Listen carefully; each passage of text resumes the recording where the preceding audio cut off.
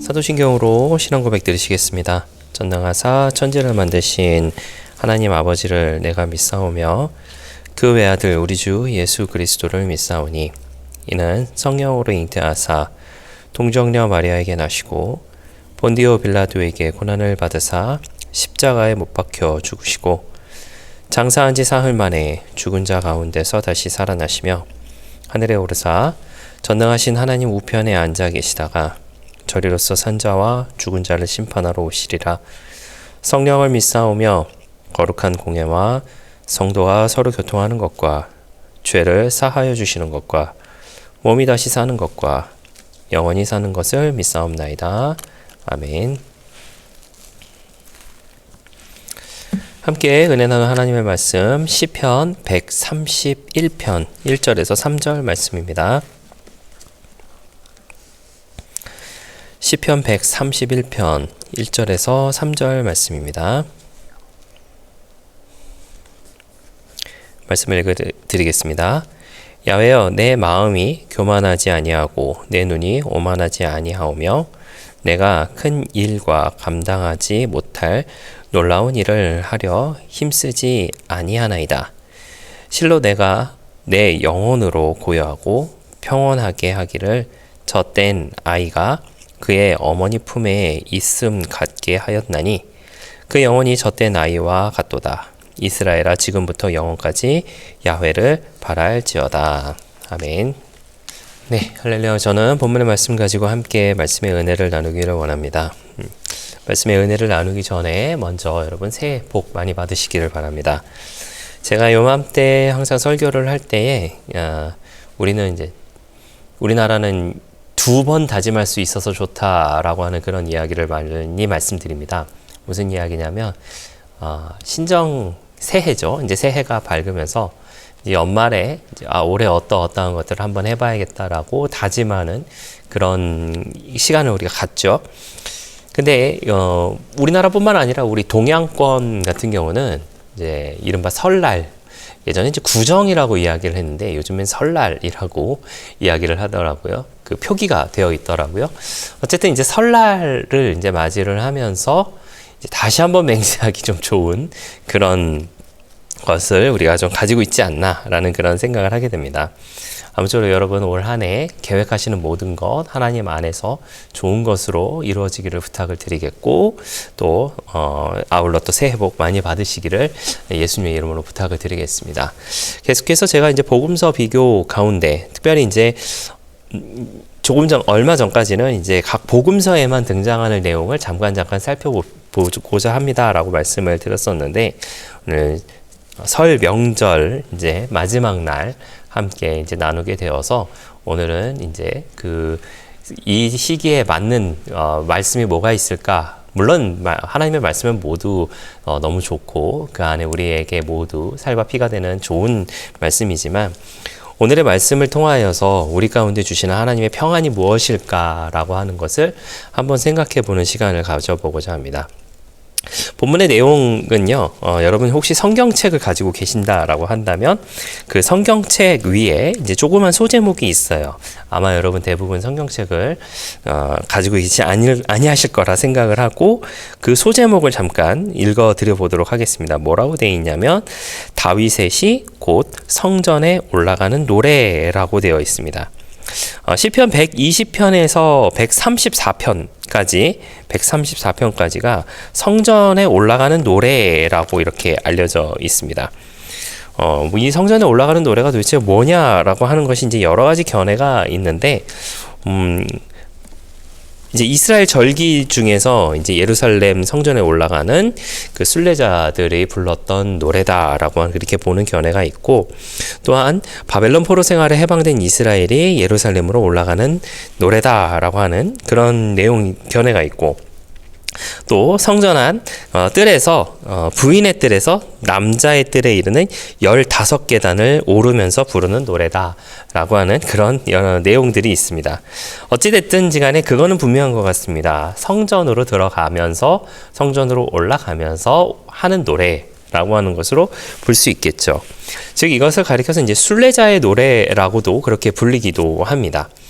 이스라엘 백성들의 이제 명절을 맞이해서 전 세계에 퍼져 있었던 이스라엘 유대인들이 예루살렘으로 순례의 길을 떠나게 되죠.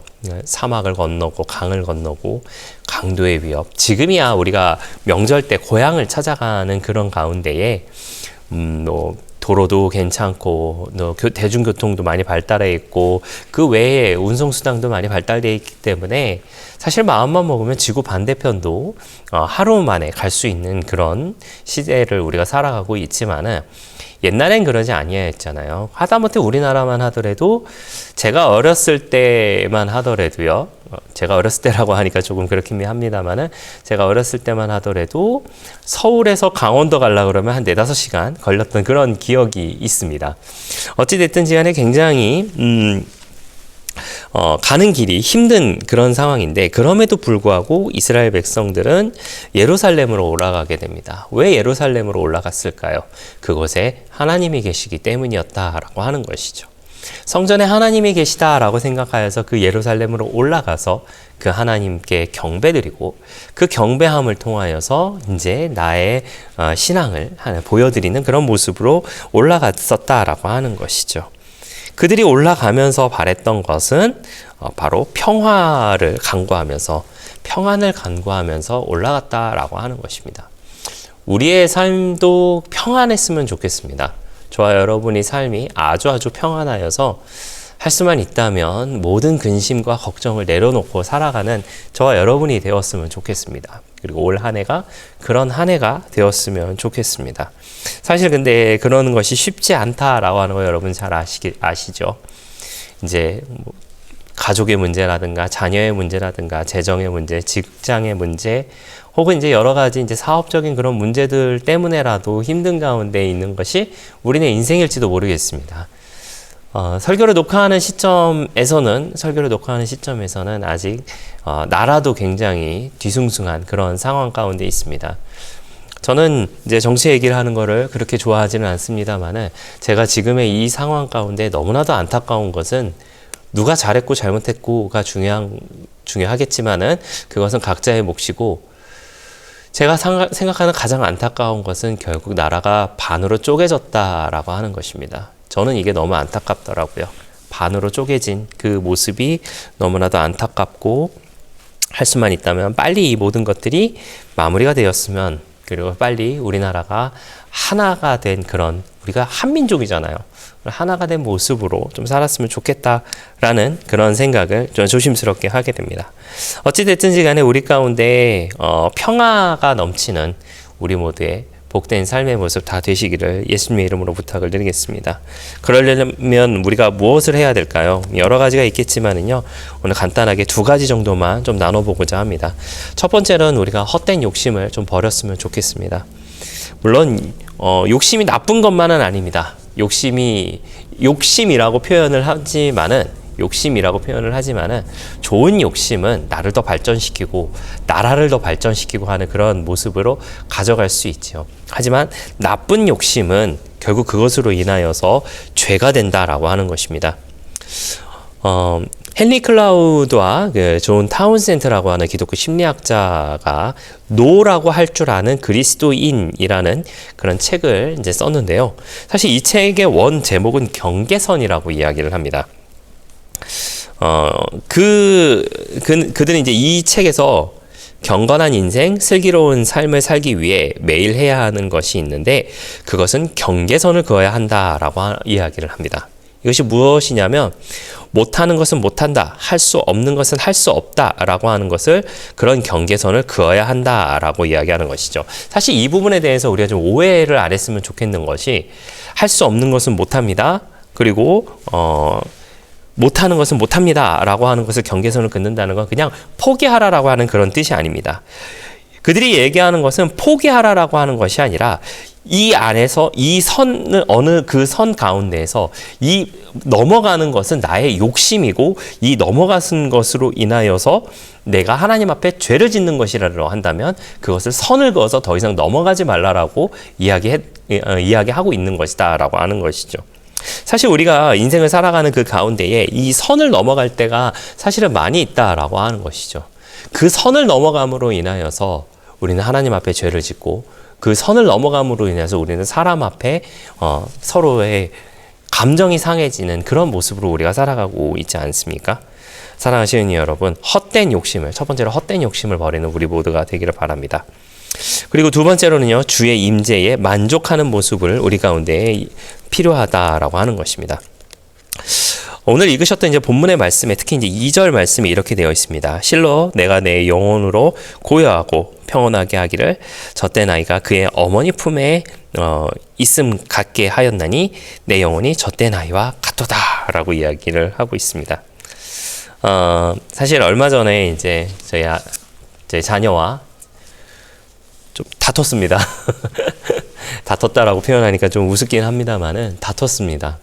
다투면서 저도 마음이 안 좋고 그 아이도 마음이 안 좋았는데, 어떻게 저떻게 이제 밤에 잠자리를 들게 됐어요. 근데 어두웠잖아요. 어두운데 이제 화장실이 가고 싶었나 봐요.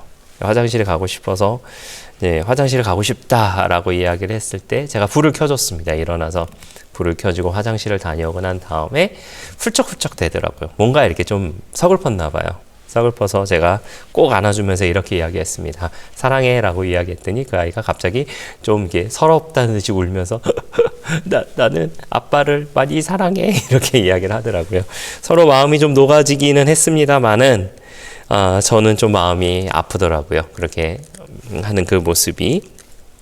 어찌됐든지 간에 그렇게 어두운 상황 가운데에서도 무서웠지만 결국 부모의 품 안에 있는 그런 모습을 통하여서 그 아이가 안정감을 찾고, 그리고 말 한마디를 통하여서 그런 안정감을 찾는 그 모습을 보면서 하나님이 우리 가운데 이렇게 다가오시는데 나는 하나님을 못 보는 것은 아닌가라는 그런 생각을 하게 됐습니다. 여기 성경에서 말하고 있는 이 엄마라고 하는 그런 표현에서 가장 중요한 것은 엄마의 젖이 아니라 바로 엄마라고 하는 그 존재 자체를 이야기하고 있습니다. 그래서 지혜로운 어머니라면 어머니의 존재를 인식시켜주고 아이로 하여금 안심시켜주는 일을 하게 된다라고 하는 것이죠. 그거는 대화가 될 수도 있고 스킨십이 될 수도 있습니다. 할 수만 있다면 여러분, 올 한 해 다가오는 이 이후의 한 해가 하나님과 많은 대화를 하는 한 해가 되시기를 부탁을 드리겠고요. 또 하나님과 많은 스킨십을 하시는 한 해가 되시기를 부탁을 드리겠습니다. 그러면 우리가 하나님의 음성을 들을 수 있을 것입니다. 하나님의 음성은 물론 성경을 통하여서 우리 가운데 주어지는 것들입니다. 그 성경을 통하여서 받은 우리의 그 하나님의 음성들을 우리가 기억하며 하나님께서 좋아하시는 것들을 우리가 이루어가며 살아갈 때에 또 하나님께서 저와 여러분 가운데 더욱더 큰 복으로 함께 하시지 아니하실까요? 사랑하시는 성도 여러분, 명절을 맞이하여서 가족을 만나고 계시는 분도 계실 것이고, 또 이제 가족을 만나실 분도 혹은 만나고 오신 분도 계시리라 생각을 하게 됩니다. 분명한 것은 올 한 해가 더욱더 하나님과 더 많은 대화와 스킨십이 있는 한 해가 되시기를 바라고, 또 가족들과도 그런 한 해가 되시기를 예수님의 이름으로 부탁을 드리겠습니다. 그리고 우리 모두의 가정이 하나님으로 인하여서 평화가 넘치는 복된 가정들 다 되시기를 예수님의 이름으로 부탁을 드리겠습니다. 기도하겠습니다. 좋으신 아버지 하나님 감사합니다. 저희를 주님의 자녀 삼아주시고 또 함께 예배드리게 하시니 감사를 드립니다. 하나님과 더 많은 대화를 하게 해주시고 또 더 많은 스킨십을 하게 하여 주시옵소서. 그래서 하나님의 뜻을 알게 하여 주시고 우리가 하나님의 뜻을 알 때에 하나님의 복을 또한 함께 누리며 살아가는 우리 모두의 복된 한 해가 될 수 있도록 역사하여 주시옵소서. 감사를 드리며 예수님의 이름으로 기도했습니다. 아멘. 주기도문으로 마치겠습니다. 하늘에 계신 우리 아버지여, 이름이 거룩히 여김을 받으시오며 나라가 임하시오며 뜻이 하늘에서 이루어진 것 같이 땅에서도 이루어지이다. 오늘 우리에게 일용할 양식을 주시옵고 우리가 우리에게 죄 지은 자를 사하여 준 것 같이 우리 죄를 사하여 주시옵고 우리를 시험에 들게 하지 마시옵고 다만 악에서 구하시옵소서. 나라와 권세와 영광이 아버지께 영원히 있사옵나이다. 아멘.